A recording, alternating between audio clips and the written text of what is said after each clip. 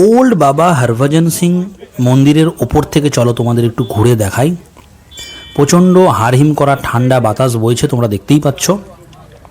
আর দূরে যে দেখতে পাচ্ছ ব্রাউন কালারের পাহাড়, সিকিমে তো অনেকেই বরফে ঢাকা পাহাড় দেখেছো, কিন্তু এই ব্রাউন কালারের পাহাড়টাও কিন্তু দেখতে দারুণ লাগে, অপূর্ব লাগে।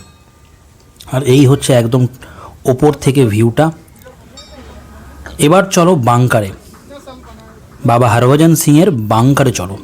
আমরা বাংকারে প্রবেশ করলাম, আর দেখতেই পাচ্ছ প্রবেশ করা মাত্রই ওনার ইউনিফর্মগুলো সংরক্ষিত করে রাখা হয়েছে।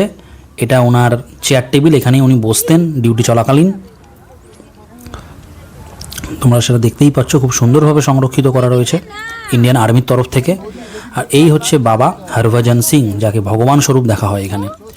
এটাই হচ্ছে ওনার রুম, তার সিঙ্গেল বেড, তার ডিউটিতে তিনি যে ইউনিফর্ম পরতেন সেগুলো, অন ডিউটি অবস্থায় যে গামবুটগুলো পরতেন সেগুলো সব কিছু সুন্দরভাবে সংরক্ষিত করে রাখা হয়েছে এই বাংকারে।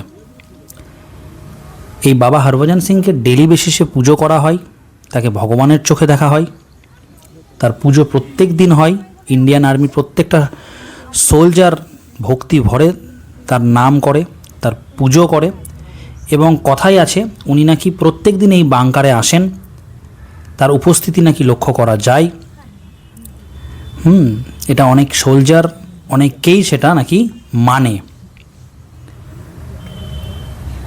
আর এই বাংকারের থেকে বেরিয়েই ডান দিকে এসে আমরা একটা অসাধারণ ভিউ পেলাম, অসাধারণ ভিউ।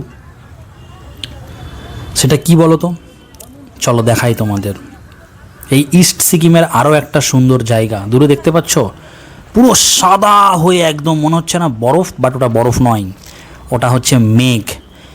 একসাথে প্রচুর মেঘ এক জায়গায় পুঞ্জীভূত হয়ে রয়েছে, জমে রয়েছে, বিশাল একদম সাদা চকচক করছে। দেখো, এইটা অ্যাকচুয়ালি সিল্ক রুট জুলুক, অনেকেই নাম শুনেছ। দূরে যে জায়গাটা সেটা সিল্ক রুট জুলুক, ওটাও একটা দারুণ মানে ডেস্টিনেশন বলতে পারো। এই যে জুম করে আমি তোমাদের দেখাচ্ছি, অসাধারণ ভিউ, দারুণ একটা ব্যাপার, দারুণ দারুণ দারুণ, জাস্ট অসাধারণ। এরকম স্বর্গ